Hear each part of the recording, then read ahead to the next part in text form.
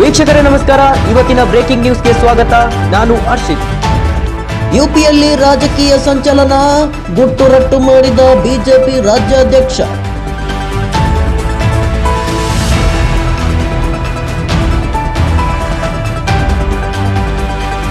ಬಾಗಲಕೋಟೆಯಲ್ಲಿ ಘೋರ ದುರಂತ, ಪೆಟ್ರೋಲ್ ಸುರಿದು ಮನೆಗೆ ಬೆಂಕಿ ಹಚ್ಚಿದ ದುರುಳರು, ಇಬ್ಬರು ಸಜೀವ ದಹನ.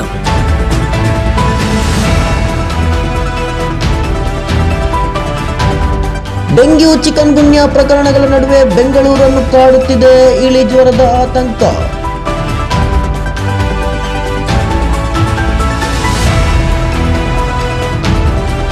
ಡಿಸೆಂಬರ್ನಲ್ಲಿ ಚಾಲಕ ರಹಿತ ಮೆಟ್ರೋ ಹಳದಿ ಮಾರ್ಗ ಶುರು, 15 ನಿಮಿಷಕ್ಕೊಂದು ರೈಲು.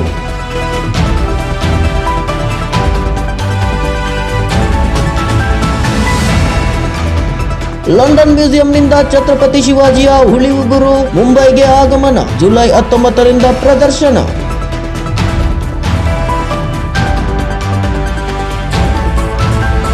ಖಾಸಗಿ ಸಂಸ್ಥೆಗಳಲ್ಲಿ ಕನ್ನಡಿಗರಿಗೆ ಮೀಸಲಾತಿ ಬಿಲ್ ಸದ್ಯಕ್ಕೆ ಬೇಡ, ಸಿಎಂ ಸಿದ್ದರಾಮಯ್ಯ.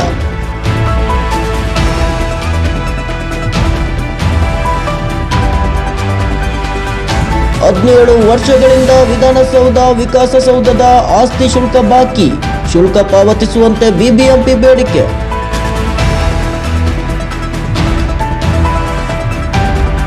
ರೈತನಿಗೆ ಅಪಮಾನ ಮಾಡಿದ ಜಿಟಿ ಮಾಲ್ ವಿರುದ್ಧ ಕ್ರಮ, ಭೈರತಿ ಸುರೇಶ್ ಹೇಳಿಕೆ.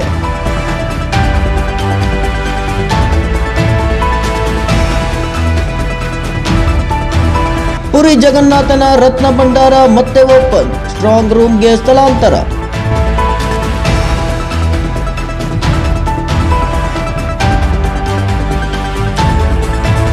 ಬಿಸಿಸಿಐ ಜೊತೆ ಗೌತಮ್ ಗಂಭೀರ್ ಮತ್ತೆ ಗುದ್ದಾಟ, ಬೌಲಿಂಗ್ ಕೋಚ್ ಆಯ್ಕೆ ವಿಚಾರದ 2ನೇ ಬೇಡಿಕೆಯೂ ನಿರಾಕರಣೆ.